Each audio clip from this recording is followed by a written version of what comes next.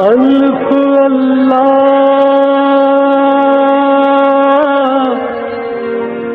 چمبے دی بوٹی میرے من وچ مرشد لائی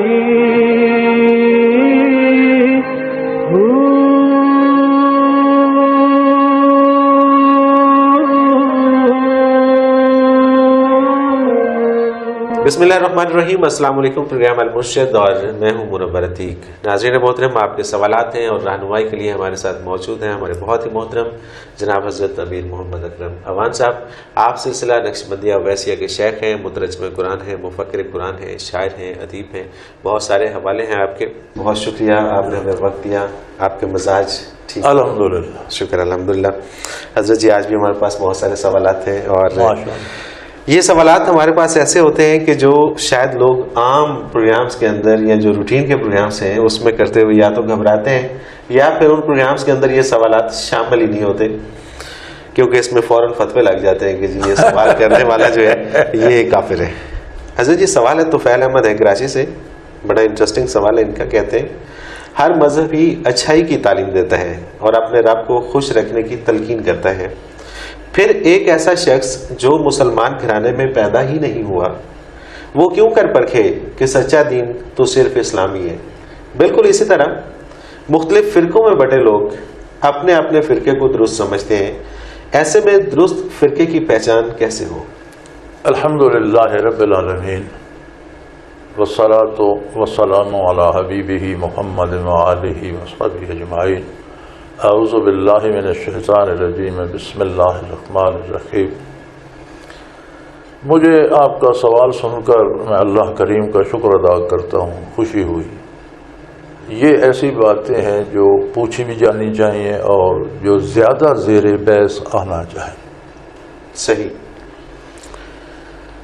جہاں تک اللہ جل شانہ کی ذات کا تعلق ہے تو اللہ کو ماننا عقل کی مجبوری ہے۔ بالکل صحیح۔ یعنی جب آپ اس تخلیق کے پروسیس کو دیکھتے ہیں جی یہ چیز کا درخت کہاں سے آیا، جی اس کا بیج مٹی میں دبویا تھا، پھر اسے پانی ملا، غذا ملی، یہ پانی اور اس کی غذا کہاں سے آئی؟ جی اللہ نے بنائی۔ اللہ کون ہے؟ اسے کس نے بنایا؟ تو وہاں جا کر رکنا پڑتا ہے دماغ کو۔ بالکل ایسی ہے، کسی بھی مسلک سے کسی بھی مذہب سے تعلق ہو، لیکن وہ ایک ہستی ایسی ماننی پڑتی ہے جسے کسی نے نہیں بنایا جو سب کو بناتی۔ سبحان اللہ۔ اگر نہ مانے تو پھر یہ تسلسل ختم ہی نہیں ہوتا۔ بے شک بے شک۔ لہذا عقلاً عاجز آ کر اللہ کو ماننا اور بات ہے، اور اللہ کی ذات اور صفات کو ویسا ماننا جیسا وہ ہے، اس کے لیے نبی چاہیے۔ سبحان اللہ سبحان اللہ۔ اس لیے ہمارے علماء نے لکھا ہے کہ جب آپ بچے کو اللہ کا تصور دیتے ہیں 5 سال 4 سال 6 سال کی عمر میں، تو اسے یہ یاد کرائیں کہ میں اس اللہ کو ویسا ہی مانتا ہوں جس اللہ کو حضرت محمد الرسول اللہ عبداللہ کے فرزند جو مکہ مکرمہ میں پیدا ہوئے، جنہوں نے مدینہ منورہ ہجرت کی، جیسا وہ منواتے ہیں میں ویسا مانتا ہوں۔ بالکل صحیح۔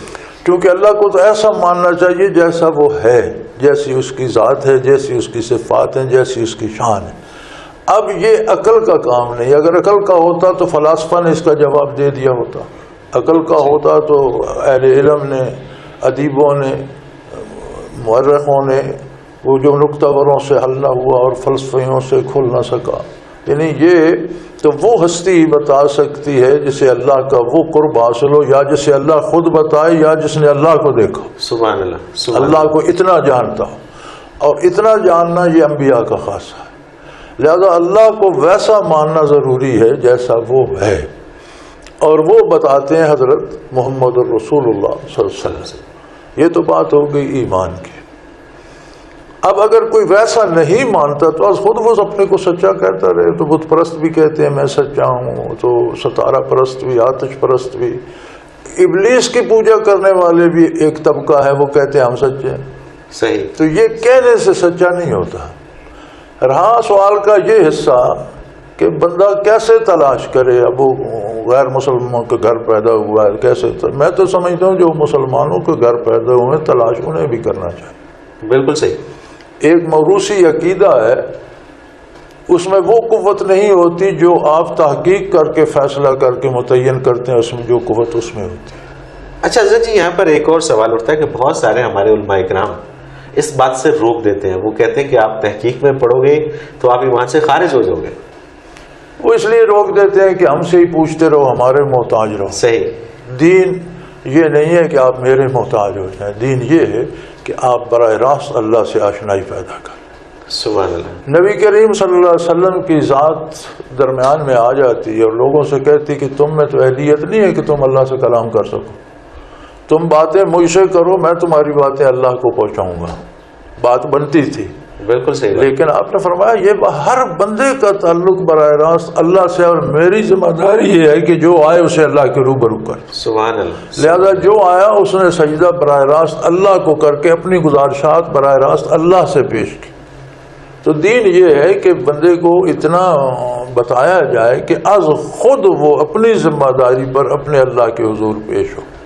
اس سے روکنا تو زیادہ. اچھا، اس میں اس کا کوئی طریقہ کار ہے کہ کس طرح سے ہمیں دیگر مذاہب کو، کیونکہ بعض اوقات یہ ہوتا ہے کہ اپنے مذہب کا پتہ نہیں ہوتا اور چل پڑتے ہیں دوسرے کے مذہب. گزارش یہ ہے جی کہ آپ نے بازاروں میں دیکھا ہوگا، کیا ایک ہی دکان ہو کپڑے کی، ایک ہی آٹے دال کی، ایک ہی مرغی گوشت کی، تو وہ زیادہ اچھا ہے جب بے شمار ہوں. تو صحیح ظاہر ہے کہ وہ ہمیں بازار اس لیے اچھا لگتا ہے کہ اس میں بہت سی دکانیں، ہمارے پاس چوائس ہے، چوائس ہے. بالکل ورائٹی ہے دکانوں پر، ہمارے پاس چوائس ہے. ہم پھر کے اپنے لیے کپڑا پسند کرتے ہیں، جوتا پسند کرتے ہیں، دیر پا بھی ہو، خوبصورت بھی ہو، ہماری رینج میں بھی ہو. بالکل صحیح.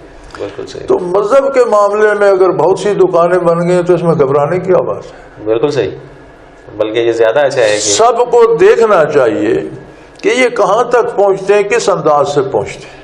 زبردست. اور اسلام جو نبی کریم صلی اللہ علیہ وسلم نے تعلیم فرمایا، جو قرآن و حدیث کی تعلیمات ہیں، یہ کہاں تک پہنچتی ہیں اور کس انداز سے پہنچتی ہیں، اور کون ان میں سے بہترین ہے. سبحان اللہ. اپنے لیے بہترین چن لینا چاہیے.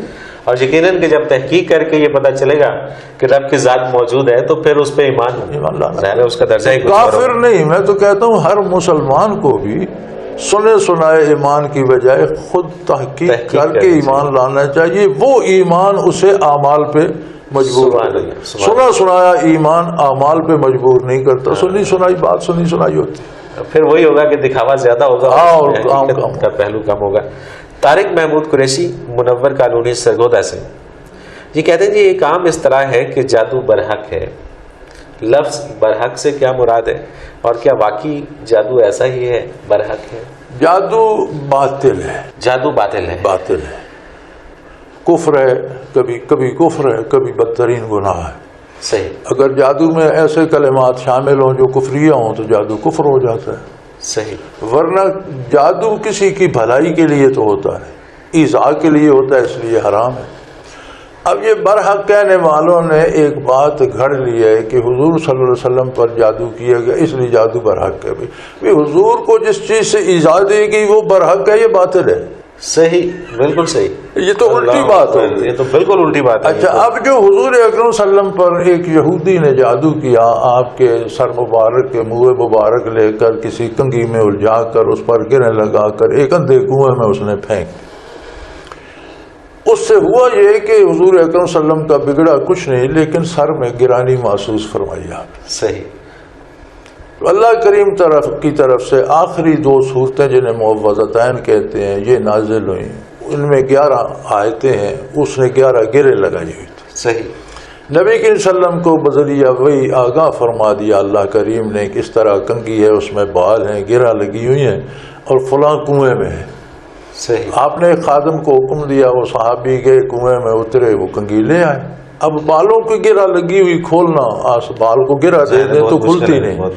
جب حضور صلی اللہ علیہ وسلم کے پاس وہ کنگھی آئی، آپ ایک ایک آیت تلاوت فرماتے گئے، ایک ایک گرہ کھلتی گئی. سبحان اللہ. الناس پر ساری گرہیں کھل گئیں اور جادو ختم ہو گیا. نبی صلی اللہ علیہ وسلم پر یہ کیوں ہوا؟ یہ تھا تعلیم امت کے لیے. صحیح. صحیح. جادو کی حقیقت بھی کھل گئی، یہ بھی پتہ چل گیا. اب گولی ماریں تو بندہ مر جاتا ہے، آپ کہیں گے گولی برحق ہے؟ بالکل نہیں. ظاہر ہے اس سے تو ایسا پوچھا. وہی حال جادو کا ہے نا، آپ کسی پر فائر کرتے یہ ہیں ایک ایسا غلط جملہ ہے جو اسے نقصان ہوتا ہے، آپ کہتے ہیں یہ برحق ہے، برحق نہیں ہے، برحق جادو کا توڑ ہے، صحیح برحق قرآن کریم ہے۔ اگر مسلمان ہر نماز کے ساتھ یہ معوذتین پڑھ لے، اتنا نہیں کر سکتا تو سوتے وقت پڑھ کے سو جائے، صبح اٹھ کر نماز پڑھ کے ایک دفعہ دوہرا لے تو جادو اس پر اثر نہیں کرتا۔ سبحان اللہ، یعنی سبحان یہ اللہ۔ جہاں اللہ کا کلام اور عبادت ہے اور نہیں کر سکتا تو دو سنتوں میں دونوں معوذتین، ایک سورت ایک سنت میں پڑھ لے، رکعت میں دوسری رکعت میں پڑھ لے، یہ بڑا آسان سا نسخہ ہے۔ 24 گھنٹوں میں ایک بار پڑھ لے، زیادہ بار پڑھ، جتنا زیادہ بار پڑھے اتنا زیادہ ثواب بھی ہے، اتنا زیادہ تحفظ بھی ہے۔ تو اللہ کریم نے جو علاج بتایا یہ برحق ہے اور جادو باطل ہے، اور یہ بڑا آسان سا نسخہ ہے ناظرین، آپ اس پہ عمل کریں تو بہت سارے جعلی پیروں سے، جعلی نجومیوں سے آپ کی جان چھوٹ جائے گی۔ حضرت جی حکیم محمد اشفاق منڈی بہاؤدین سے یہ لکھتے ہیں، شیخ سے حصول فیض کی اساس کیا ہے، اور کیا انبیاء اکرام سے حصول فیض کے لیے بھی یہی اساس تھی؟ انبیاء علیہ السلام کی اطاعت اس سے کہیں زیادہ تھی، سبحان اللہ۔ اور جو صحابہ نے کر کے دکھائی ہے اس کا ہم تصور نہیں کر سکتے۔ صحیح صحیح۔ چھوٹے چھوٹے معاملات میں ایک صحابی نے نبی کریم صلی اللہ علیہ وسلم کی دعوت فرمائی، وہ ادھر ہی تھے تو بیٹا فوت ہو گیا، ننا بچہ تھا، اسے کوئی ایسا ہارٹ اٹیک ہوا، کیا ہوا۔ اب ان کی اہلیہ نے بچے کو بستر پہ لٹا کے چادر وادر ڈال دی، شام کا وقت تھا، اگلے دن دعوت تھی، تو رات کو ہوا ہے نہیں بتایا۔ میاں بڑی بیوی بڑے خوش و خرم رات بسر کی، صبح نہا دھو کر دعوت کے لیے چلے گئے، انہوں نے دعوت بنائی تو پوری دعوت کھلانے کے بعد، فارغ کرنے کے بعد انہوں نے عرض کی کہ بچہ رات فوت ہو گیا تھا، اس کا جنازہ کیا۔ اللہ اکبر۔ آپ اطاعت کا اندازہ لگائیں۔ اللہ اکبر۔ اس دور میں کون کر سکتا ہے؟ ممکن نہیں ہے کہ حضور بے مزہ نہ ہو، دعوت خراب نہ ہو حضور کی۔ کیا لوگ تھے۔ سبحان اللہ، سبحان اللہ۔ نہیں، حکم ماننا، رکوع سجود کرنا، جہاد کرنا سمجھ میں آتا ہے، یہ جذبات تک کو قربان کر دینا۔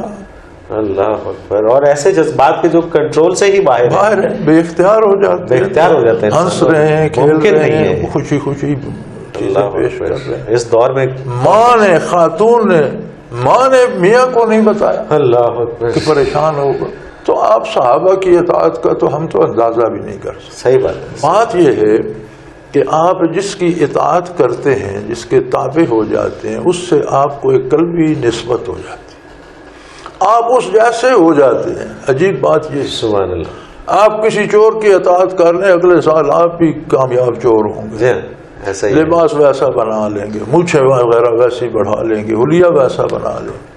وہ کہتے ہیں یہ آدمی سوسائٹی سے پہچانا جاتا ہے، جس طرح کی سوسائٹی ہوتی ہے اس طرح کا جس طرح کا بندہ جس کی اطاعت اختیار کرتا ہے اسی کی کاپی بن جاتا ہے۔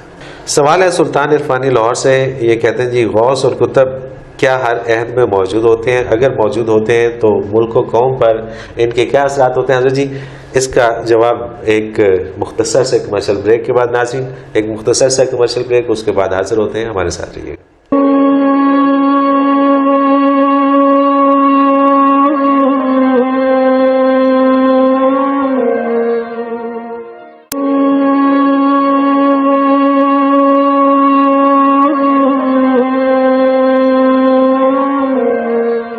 پروگرام میں ایک بار پھر خوش آمدید ناظرین، آپ کے سوالات اور رہنمائی کے لیے ہمارے ساتھ موجود ہیں حضرت امیر محمد اکرم بابان صاحب، مفکر قرآن ہیں، مفسر قرآن ہیں، شاعر ہیں، ادیب ہیں، بہت سارے حوالے ہیں۔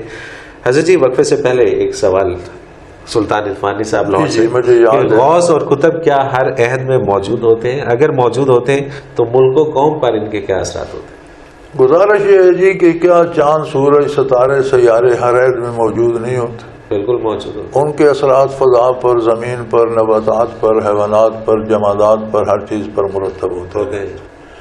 اسی طرح روحانی نظام حیات کے یہ سورج، چاند، ستارے ہیں، سبحان اللہ سبحان اللہ. ہر عہد میں موجود رہتے ہیں اور جو اثرات ان کے ہونے چاہیے وہ جاری رہتے ہیں. اب آپ سورج نکلے ہوئے اور آپ ایک غار میں چلے گئے، آپ کہتے ہیں مجھے سورج کی روشنی نہیں پہنچ رہی، تو یہ اپنا قصور ہے، اس میں سورج کا قصور. زمانے میں غوث موجود ہے، اقطاب موجود ہیں، لیکن آپ غار میں گھسے ہوئے ہیں شیطان کے پیچھے، تو آپ کا غوث کہاں گیا؟ بے شک آپ اپنے آپ کو بھی تو سورج کے سامنے لائیں. بے شک بے شک. تو اصل جو قصور ہے وہ یہاں ہے. صحیح. ہم بحیثیت فرد یا بحیثیت قوم کہتے ہیں جی ہمارے عہد کا غوث کہاں ہے، لیکن ہم خود شیطان کے اتباع میں غار میں گھسے ہوئے ہیں. تو ہم وہاں سوال کرتے ہیں سورج کدھر ہے؟ ہاں تو پھر ظاہر ہے کہ سورج کا قصور نہیں ہے، قصور. اچھا اسی سے ملتا جلتا ایک سوال ہے. احمد علی ہیں فیصلہ آباد سے، یہ کہتے ہیں کیا کوئی شخص محنت کر کے غوث کتب یا ابدال بن سکتا ہے؟ دیکھیں جی محنت تو شرط ہے، صحیح. نام ہی مجاہدے کا ہے. سبحان اللہ. یعنی آپ کو زندگی کے لیے محنت کرنا پڑتی ہے، روزی کمانے کے لیے، لباس بنانے پہننے کے لیے، نہانے دھونے کے لیے کرنا پڑتا ہے. جس طرح آپ مادی دنیا میں سمجھتے ہیں کہ محنت کے بغیر کوئی کام نہیں بنتا، اسی طرح دین اور روحانی دنیا بھی محنت کے بغیر بات نہیں ہے. محنت ہر بندہ کرتا ہے. اب ہر بندہ پڑھتا ہے، کوالیفیکیشن حاصل کرتا ہے، پی ایچ ڈی کر لیتا ہے کسی شعبے میں. اب یہ حکومت کی مرضی کہ اسے وہ کوئی شعبہ اچھا دیتی ہے یا عہدہ دیتی ہے یا نہیں دیتی، یہ تو حکومت کی مرضی ہے کہ ایک ایم اے کو وہ سربراہ بنا دیتی ہے، پی ایچ ڈی اس کے ماتحت نوکری کر رہا ہوتا ہے. تو یہ تو اللہ کی مرضی ہے. جو یہ مقامات اور مراتب ہیں یہ من جانب اللہ عطا ہوتے. بالکل صحیح. محنت ہر بندے کو کرنی چاہیے. محنت اس سے مشروط نہیں ہوتی کہ ہم محنت کر رہے ہیں مجھے وزیر اعظم ہونا چاہیے، یہ شرط ہم آج نہیں کر سکتے. بالکل صحیح. یعنی کہ محنت ضروری ہے، اس کے بعد اس کی عطا اللہ کی عطا ہے، کس کو کیا دیتا. حضرت جی ایک اور بڑا اہم سوال ہے، اور ناظرین اگر آپ بھی اپنا کوئی سوال ہمیں بھیجنا چاہیں تو اسکرین پہ بار بار ایک نمبر ابھرتا ہے، آپ اسے نوٹ کر لیجئے. آپ اس نمبر پر ہمیں ایس ایم ایس کر کے اپنا سوال بھیج سکتے ہیں. نمبر ہے 033349555021. اور اسی طرح سے آپ ہمیں ای میل بھی کر سکتے ہیں. ایڈریس ہمارا نوٹ فرما لیجیے، almurshid313@hotmail.com. حضرت جی سوال بڑا زبردست ہے اور مجھے تو بڑا انٹرسٹنگ لگا. رفاقت الوی ہے راول پنڈی سے، کہتے ہیں جی چین کمیونزم، مغرب کیپٹلزم اور بھارت سیکولرزم کو اپنی ترقی کی بنیاد مانتے ہیں، جبکہ یہی اقوام پاکستان کو ترقی کی راہ میں کھڑا ہونے میں اسلام کے عمل دخل کو ایک بڑی رکاوٹ ٹھہراتی ہیں. ایسے میں وہ کوریا اور ترکی کی ترقی کی مثال دیتے ہیں، جہاں نظام بناتے وقت مذہب کو سیاست سے اور حکومتی سسٹم سے مکمل طور پر الگ کر دیا جاتا ہے. کیا واقعی پاکستان اسلامی جمہوریہ پاکستان ہونے کی وجہ سے ترقی میں سست روی کا شکار ہے؟ بڑا ضروری، دلچسپ تو نہیں ضروری سوال کہوں گا میں. بالکل صحیح بات ہے، اور کہ اس بات کو سمجھنا چاہیے. گزارش یہ ہے کہ جب اسلام آیا دنیا کہاں تھی؟ جہالت کے اندھیروں میں گم تھی. امریکہ اور اس وغیرہ فار ویسٹ کو دا وائلڈ ویسٹ کہتے، 2 دفعہ وائلڈ. یورپین اقوام کو دا کیو مین، غاروں میں رہنے والے لوگ، انہیں ایک کمرہ بنانا نہیں آتا تھا. صحیح بات ہے. افریقہ میں بندے شکار کر کے کھائے جاتے تھے. چین میں، وسط ایشیا میں ہر طاقتور کمزور کو لوٹ لیتا تھا، بیویاں تک چھین کے بیٹیاں تک لے جاتے تھے، غلام بنا لیتے تھے، قتل کر دیتے تھے. وہ میں پڑھ رہا تھا وسط ایشیا کی تاریخ، تو ایک بندے کا وہ گھر پہ نہیں تھا، تو پیچھے سے کسی نے شب خون مارا، بندے قتل کر گیا، کچھ درختوں پہ چڑھ کے چھپ گئے، 10-5 بچ گئے، عورتیں پکڑ کر لے گیا، مال لوٹ کر لے گیا. تو پریشان بیٹھا، آنسو گر رہے تھے. اس کا ایک دوست آ گیا، اس نے کہا کیا ہوا؟ اس نے کہا دیکھو میرے ساتھ یہ ہوا. تو اس نے کہا رو کیوں رہے؟ اپنے سے کسی کمزور کو لوٹ لو اور اپنا گھر بسا لو. اللہ اکبر. یہ سسٹم تھا اس وقت. This was the life style. صحیح. ہندوستان میں زندہ عورتوں کو ساتھ جلایا جاتا تھا، بندروں اور سانپوں کو پوجا جاتا تھا، اور انسانوں کی قربان، انسان ذبح کیے جاتے تھے بتوں کے سامنے. یہی عالم تھا. بالکل. اسلام نے جہاں روحانی ترقی دے کر بندے کو اللہ سے ہم کلام کر دیا، وہاں مادی نظام وہ دیا کہ صحرائے عرب سے اٹھنے والے صحرائی لوگوں نے روئے زمین کا 3/4 حصہ اسلامی ریاست بنا ہے۔ سبحان اللہ، سبحان اللہ۔ کیوں وہ اسلامی ریاست بن گئی؟ اس لیے کہ اسلام عین انسانی مزاج کے مطابق ہے، ہر فرد کے حقوق کا تحفظ کرتا ہے، ہر فرد کے فرائض متعین کرتا ہے، اور ہر بندے کو اتنا فریضہ دیتا ہے جتنی اس میں استطاعت ہے۔ بالکل صحیح بات ہے۔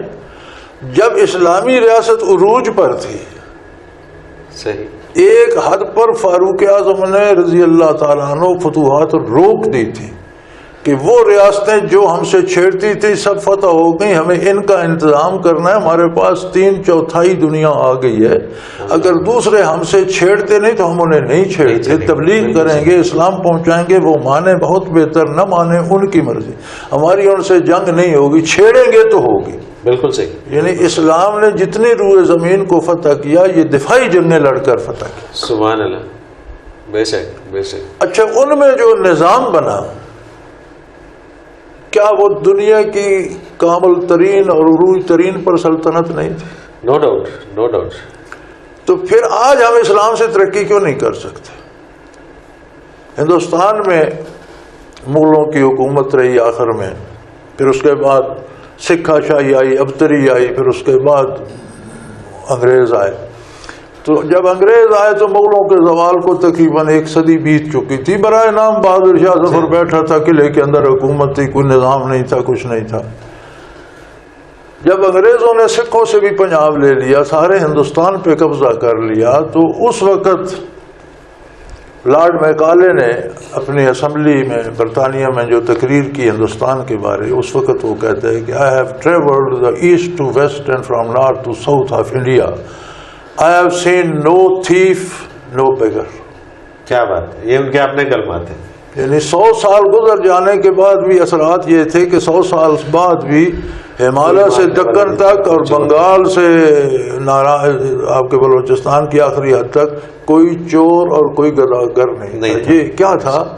جو اسلامی نظام ہونا۔ درمیان میں اکبر نے اسے خراب کیا، دین الہی جاری کیا، لیکن پھر وہ واپس اپنی ڈگر پر آ گئے۔ بالکل صحیح۔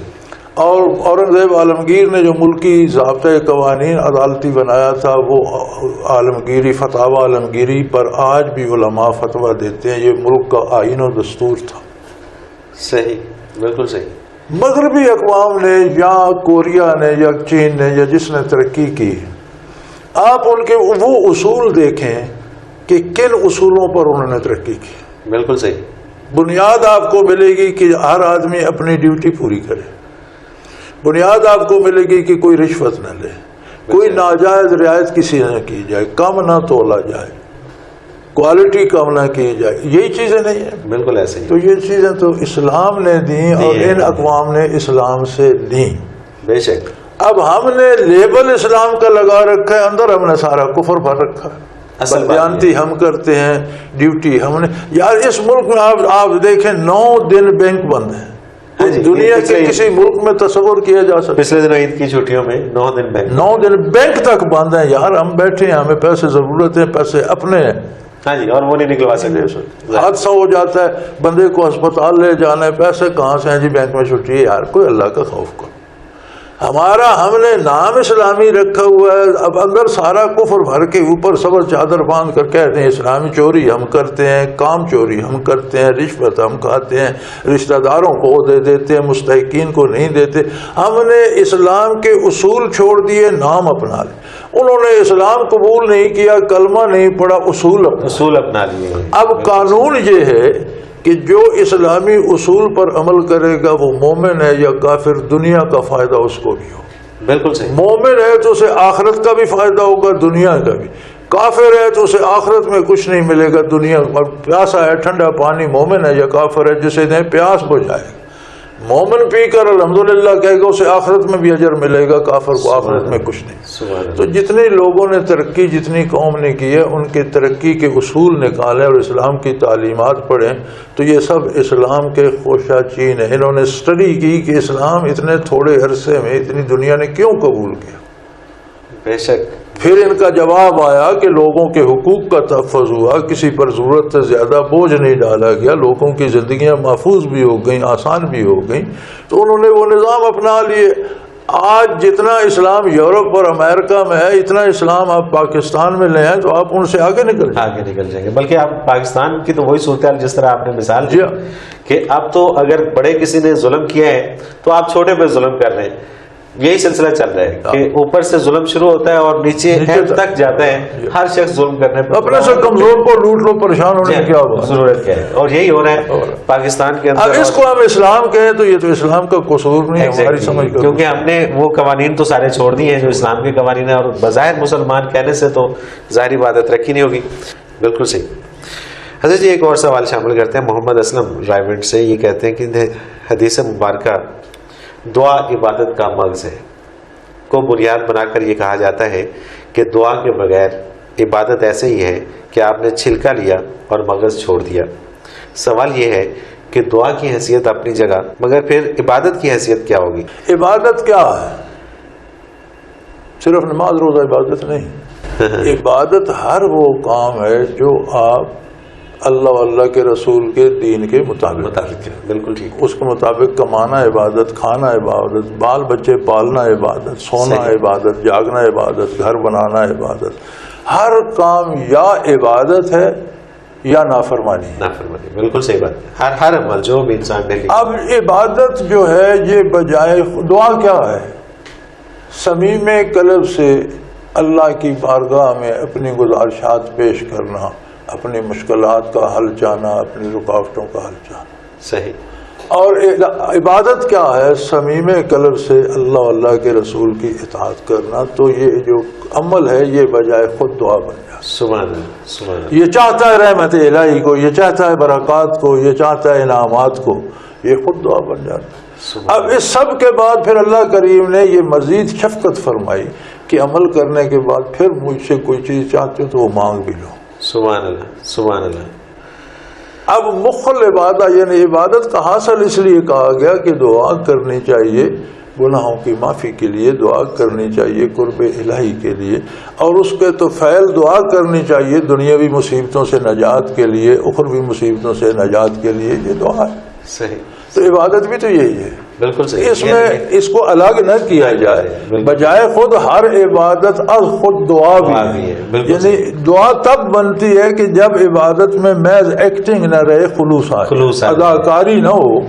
خلوص دل سے کر رہے ہیں تو وہ خود دعا بن جاتی ہے. اگر اداکاری ہے تو عبادت ہی نہیں رہتی. اس لیے فرمایا گیا کہ جو دعا ہے یہ عبادت کا مغز ہے. یعنی عبادت خود دعا ہونی چاہیے. بالکل. عمل چھلکا ہے اور وہ کیفیت اس کا مغز ہے. مغز ہے. بالکل صحیح. اور کیفیت اگر آ جائے تو پھر کیا بات ہے. تو یہ ایک ہی لفظ ہے, ایک ہی بات ہے, لیکن اس کو سمجھنے میں تھوڑا مشکل ہے. حضرت جی بہت شکریہ. ہمارے پروگرام کا وقت اپنے اختتام کو پہنچ رہے ہیں. الحمدللہ. ناظرین محترم, اگر آپ بھی اپنا کوئی سوال ہمیں بھیجنا چاہیں تو جیسے میں نے پہلے بھی عرض کیا ہے کہ اسکرین پہ ایک نمبر بار بار ابھرتا ہے, آپ اس پہ اپنا SMS ہمیں بھیج سکتے ہیں. نمبر نوٹ کر لیجئے 0333 4955 آپ اس نمبر پر ہمیں SMS کر سکتے ہیں. اور اسی طرح سے ہمارا ای میل ایڈریس بھی اسکرین پر موجود ہے, آپ ہمیں میل کر سکتے ہیں almurshid313@hotmail.com. اور اس کے ساتھ ہی منورتی کو اجازت دیجیے. انشاءاللہ اگلے ہفتے پھر ملاقات ہوگی. اللہ حافظ. لا